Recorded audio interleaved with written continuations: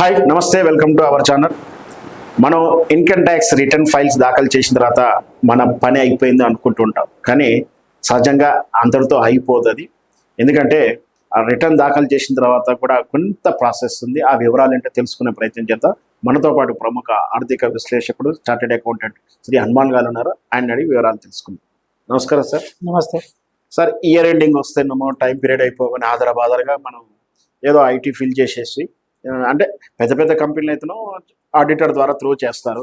Individuals ఎక్కువగా ఏం చేస్తారంటే ఏదో తమకున్న పరిజ్ఞానం కోసం లేదా ఎవరినో పట్టేసుకొని ఐటీ రిటర్న్ దాఖలు చేసేస్తారు. అంతటితో అయిపోయింది అనుకుంటారు, కానీ అంతటితో అయిపోదు. అవి మరి ఎట్లా అంటే మనం ఐటీ రిటర్న్ దాఖలు చేయగా సరిపోతుందా, ఇంకేమన్నా వెరిఫికేషన్ ఏమన్నా మనం IT income tax return file చేయగానే సిపిసికి వెళ్తుంది, సెంట్రల్ ప్రాసెసింగ్ సెంటర్, అది ఇన్కమ్ ట్యాక్స్ డిపార్ట్మెంట్ది. వాళ్ళు మనం ఆటోమేటిక్గా మనం ఫైల్ చేయగానే డిపార్ట్మెంట్ సిపిసి క్యాప్చర్ చేసి మనం కరెక్ట్ ఫైల్ చేసామా లేదా, కరెక్ట్ డీటెయిల్స్ ఇచ్చామా లేదా, ట్యాక్స్ కరెక్ట్గా కరెక్ట్ లెక్కేసామా లేదా, ఎంత ఎక్కువ కట్టాము, తక్కువ కట్టినామా, ఎక్కువ కట్టామా, ఎక్కువ కడితే రీఫండ్ ఇచ్చే బాధ్యత కూడా సిపిసి సెంటర్కి ఉంటుంది. అంటే ఈ మొత్తం వెరిఫికేషన్ అంతా CPC computer centre human interference లేకుండా, మనుషుల ప్రమేయం లేకుండా సిస్టమ్ తయారు చేస్తుంది. అప్పుడు ఏం చేస్తారు, అన్ని కంప్లీట్ ఉంది, వాళ్ళు అనుకున్న ప్రకారం వచ్చేసింది, ట్యాక్స్ అంతా వచ్చేసింది అనుకున్నప్పుడు ఏం చేస్తారంటే 143 ఇంటిమేషన్ ఉంటుంది. ఆ ఇంటిమేషన్ అనేది సిపిసి సెంటర్ ఆ ట్యాక్స్ పేరుకి పంపించేస్తుంది. మీరు ఇలా ఫైల్ చేశారు, డీటెయిల్స్ అన్నీ, ఇంత ఇన్కమ్ చూపించారు, ఇంత ట్యాక్స్ కట్టిండ్రు, ఇది సరిపోయింది అని చెప్పి ఇంటిమేషన్ పంపిస్తారు. అది కొన్నిసార్లు 2 రోజులు కావచ్చు, 3 రోజులు కావచ్చు, అంటే అక్కడున్న బిజీ ప్రకారం, సాఫ్ట్వేర్ బిజీ ప్రకారం దాని కెపాసిటీ ఎంత, అంతకంటే ఎక్కువ సీరియల్ ప్రకారం ఒక్కోసారి 6 months కూడా పడుతుంది. ఏమైనా ఆబ్జెక్షన్ ఉంటేనేమో నోటీస్ వస్తుంది, వీళ్ళ దగ్గర నుంచి రాదు, వేరే డిపార్ట్మెంట్ నుంచి వస్తారు. లేకపోతే మాత్రం మీరు ట్యాక్స్ కరెక్ట్ కట్టారా లేదా అనేది మాత్రమే ఇక్కడ నుంచి వస్తుంది. ఈ వెరిఫికేషన్ అంటే ఏదైనా ఈ వెరిఫికేషన్ వేరండి. ఈ వెరిఫికేషన్ రిటర్న్ ఫైల్ చేసేటప్పుడు మీరేనా కదా ఫైల్ చేస్తారు, మీ పేరు మీద ఇంకోటి ఫైల్ చేస్తున్నారు అనుకోండి, అప్పుడు ఇది అవుతుంది.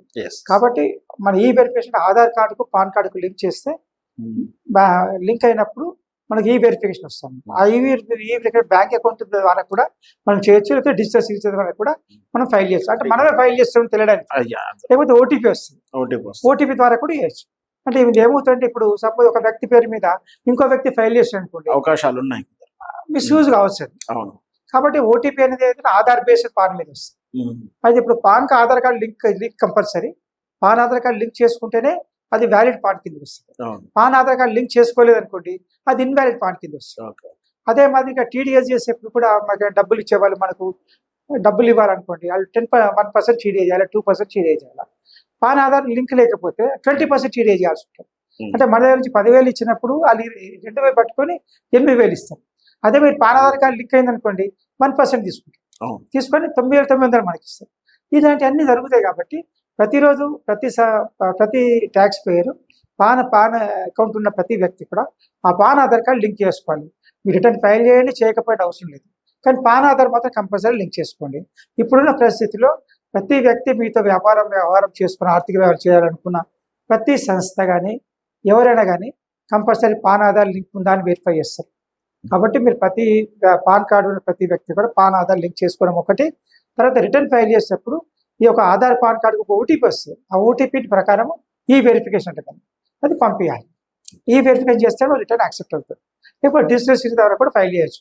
డిజిటల్ సిగ్నేచర్ అంటే పెన్ డ్రైవ్ లాగా ఉంటుంది. ఆ దాంట్లో మనము డీటెయిల్స్ ఇస్తే అది కొన్ని ఏజెన్సీస్ ఉన్నాయి, ఆ సెక్యూరిటీ కోడ్ ప్రకారం తయారు చేసి ఇస్తారు. దాన్ని మనము ఎవరికైనా ఇచ్చి మనము ఎప్పుడైనా వాడుకోవచ్చు. దానికి ఆ విధంగా కూడా ఫైల్ చేయొచ్చు. ఈ వెరిఫికేషన్ ఇది అయితేనే రిటర్న్ ఫైల్ అవుతుంది. రిటర్న్ ఫైల్ అనేది వెరిఫై చేసేది సిపిసి. ఇలా కాకుండా రిటర్న్ ఫైల్ చేసిన తర్వాత ఇదంతా అయిపోయిన తర్వాత మీ ట్యాక్స్ కలెక్షన్ అంతా అయిపోతుంది. తర్వాత ఇన్ఫర్మేషన్ వింగ్ ఉంటుంది ఇన్కమ్ ట్యాక్స్ డిపార్ట్మెంట్లో. యాన్యువల్ ఇన్ఫర్మేషన్ రిటర్న్ అని 36 సెక్షన్స్ నుంచి ఇన్ఫర్మేషన్ వస్తుంది ఇన్కమ్ ట్యాక్స్ డిపార్ట్మెంట్. అయితే మీరు ఫైల్ చేసిన కరెక్టా కాదా అది ఆ సిస్టమ్ వెరిఫై చేస్తుంది. చేసి మీరు సపోజ్ మీకు 4 లక్షలు వచ్చాయి, సపోజ్ మీకు 20 లక్షలు వచ్చింది, కానీ 12 లక్షలు చూపించారు ఆదాయం వచ్చినట్టుగా. ఈ 8 లక్షలు రాలేదు అని చెప్పని అక్కడి నుంచి నోటీస్ వస్తుంది. అంటే ఇన్కమ్ ట్యాక్స్ డిపార్ట్మెంట్ నుంచి వస్తుంది, కానీ డిపార్ట్మెంట్ కూడా వచ్చేసి ఫీడ్బ్యాక్ అడుగుతారు. ఫస్ట్ మీకు ఏంటంటే, మీకు చూపించి 12 లక్షలు చూపించారు, ఇక్కడ 20 లక్షలు ఉంది, ఇది కరెక్టా కాదా? అడిగితే మీరు కరెక్ట్ అని చెప్పాలని అనుకోండి, రెక్టిఫికేషన్ ఫైల్ చేయండి, ట్యాక్స్ కట్టండి. లేదనుకోండి ఇది తప్పు ఉంది అంటే దానికి తప్పు ఏ విధంగా తప్పు ఎవిడెన్స్ ఫైల్ చేయండి అంటే దానికి సాల్వ్ అయిపోతుంది ప్రాబ్లం. ఇక్కడ ఏమవుతుందంటే చాలా మంది దానికి రెస్పాన్స్ ఇవ్వరు. ఆ నోటీస్ వచ్చినప్పుడు ఏమవుతుందంటే ఇంత డిఫరెన్స్ ఉంది అని చెప్పి రెస్పాన్స్ ఇవ్వరు. ఇవ్వకపోవడం వల్ల కూడా అదేమో డిపార్ట్మెంట్ ఒకసారి నోటీస్ పంపిస్తుంది, ఇంకోసారి షోకాజ్ నోటీస్ పంపిస్తారు, మూడోసారి ఆర్డర్ పాస్ చేస్తారు. ఈ విధంగా జరుగుతాయి. కాబట్టి మనం ఎప్పుడు కూడా డిపార్ట్మెంట్కి వచ్చే నోటీస్ ప్రతిదీ కూడా మననేదో అనుమానపడుతున్నారు, లేకపోతే మనం చెప్పింది నమ్మట్లేదు అని కాదు, డిపార్ట్మెంట్ భయంతో కాదు, కన్ఫర్మేషన్ కోసం అడుగుతున్నారు department, GST department, income tax department. కానీ మీకు మీ దగ్గర నుండి మీరు ఫైల్ చేసింది ఇది, నా దగ్గర ఉన్న ఇన్ఫర్మేషన్ ఇది కరెక్టా కాదా అని అడుగుతుంది. దానికి కన్ఫర్మేషన్ రిప్లై ఇవ్వండి. ఏ నోటీస్ కూడా తప్పించుకోండి, నోటీస్ కూడా అవాయిడ్ చేయకూడదు. మీరు ఒక ఆడిటర్తోనో లేకపోతే కన్సల్టెంట్తోనో మాట్లాడే రిప్లై ఇవ్వండి, రెస్పాన్స్ ఇస్తే సాల్వ్ అవుతుంది. రెస్పాన్స్ యాక్సెప్టబుల్ సాల్వ్ అవుతుంది, లేకపోతే మనం అప్పీల్కి వెళ్ళి ఆర్డర్ పాస్ చేస్తే మనం అప్పీల్కి వెళ్ళిపోవచ్చు. కాబట్టి ఎట్టి పరిస్థితుల్లో కూడా ఇన్కమ్ ట్యాక్స్ డిపార్ట్మెంట్ వచ్చే కమ్యూనికేషన్ కానీ ఎస్ఎంఎస్ కానీ, ఎస్ఎంఎస్ని చూడాలి కానీ నమ్మద్దు. ఎందుకంటే ఈ మధ్య ఫేక్ ఎస్ఎంఎస్ వస్తుంది, కానీ ఎస్ఎంఎస్ నమ్మద్దు. మీరు ఏంటంటే ఎస్ఎంఎస్ చూసిన తర్వాత మెయిల్ చూసుకోండి. ఆ మెయిల్ కూడా నమ్మకుండా మీరు ఇంకోటి ఏంటంటే portal, income tax department portal ఉంటుంది. మీ ప్రతి పాన్ కార్డ్కి ఒక పోర్టల్ ఉంటుంది, రిటర్న్ ఫైల్ పోర్టల్. ఆ పోర్టల్ కమ్యూనికేషన్ చూసుకోవాలి. ఇవి రెండు ఫస్ట్ స్టేజ్, సెకండ్ స్టేజ్. ఇది నమ్మకం, ఇవి రిలయబుల్ కాదు. థర్డ్ మాత్రం అయితే పోర్టల్ ఉందో అది డిపార్ట్మెంట్ డైరెక్ట్ కమ్యూనికేషన్. ఆ పోర్టల్లో వచ్చింది మాత్రం ఖచ్చితంగా వెరిఫై చేసుకోవాలి, దానికి రెస్పాన్స్ ఇవ్వాలి. దానికి రెస్పాన్స్ ఇవ్వకపోతే మాత్రం ఖచ్చితంగా ఆ extra show cause notice, first notice ఇస్తారు, 2 సార్లు షోకాజ్ నోటీస్ ఇస్తారు, తర్వాత ఆర్డర్ పాస్ చేసి డిమాండ్ రేజ్ చేస్తారు. అంటే ఈ 3-4 స్టేజ్ల్లో మనం ఫైల్ చేసేది కరెక్టా కాదని కన్ఫర్మ్ వెరిఫై అవుతుంది. అంటే దీనికోసం ఒకవేళ దానికి కూడా మనం ఫైల్ చేసిన తర్వాత కూడా మనకు 1000 రిటర్న్స్లో 30 రిటర్న్స్ మాత్రం సెలెక్షన్ అవుతాయి, ఆటోమేటిక్ సెలెక్షన్ అవుతుంది, ర్యాండమ్ సెలెక్షన్. అది కూడా ఎవరి చేతిలో లేదు, సిస్టమ్ బేస్డ్ సెలెక్షన్ అవుతుంది.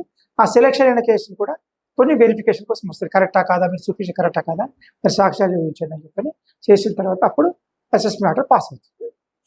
సార్ అలాగే ఇప్పుడు ఒక ఇయర్లో ఇన్కమ్ ట్యాక్స్ ఫైల్ చేసాం, రిటర్న్ చేసిన తర్వాత కూడా ఒకసారి కొన్ని ఐటమ్స్ మర్చిపోయి ఉండొచ్చు. ఉదాహరణకు రెంట్ వచ్చిన విషయాన్ని కానీ, ఇంకా ఇతర ఆదాయం కానీ, ఖర్చు విషయంలో మళ్ళీ దీన్ని కరెక్షన్ చేయాలంటే నెక్స్ట్ ఇయర్లో చేసుకోవాలా, మళ్ళీ ఏమన్నా మిడిల్లో మనం అప్లై చేసుకోవాలి? ఇప్పుడు ఇంతకుముందు ఈ అవకాశం ఉండేది కాదు.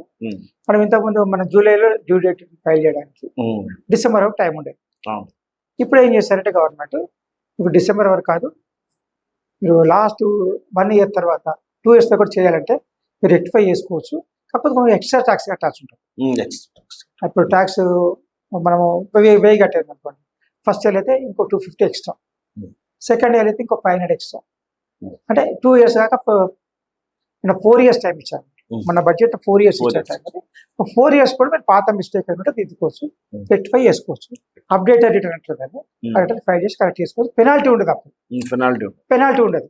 లేకపోతే ఇంట్రెస్ట్ మాత్రం తప్పదు, పెనాల్టీ ఉండదు అనమాట. పెనాల్టీ ఉండదు. అదే మీరు ఫైల్ చేయకుండా డిపార్ట్మెంట్ ఫైండ్ అవుట్ చేసింది అనుకోండి, అప్పుడు పెనాల్టీ ఉంటుంది.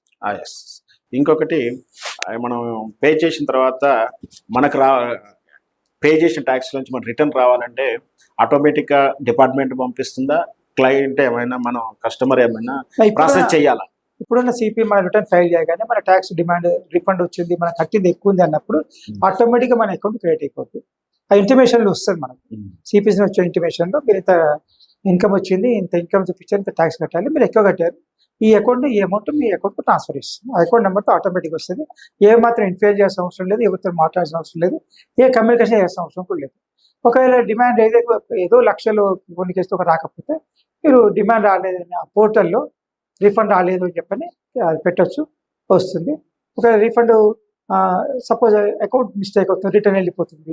ఒక్కోసారి అకౌంట్ నెంబర్ మీరైతే అకౌంట్ నెంబర్ క్లోజ్ చేసి ఉండొచ్చు, అవైలబుల్ ఉండకపోవచ్చు. అట్లాంటప్పుడు రిటర్న్ వెళ్ళిపోయినప్పుడు మళ్ళీ రీఇష్యూ ఆఫ్ రీఫండ్ కూడా పోర్టల్ ద్వారా చేసుకోవచ్చు, అది వచ్చేస్తుంది. ఇలాంటి సమస్య లేదు రీఫండ్ అయితే.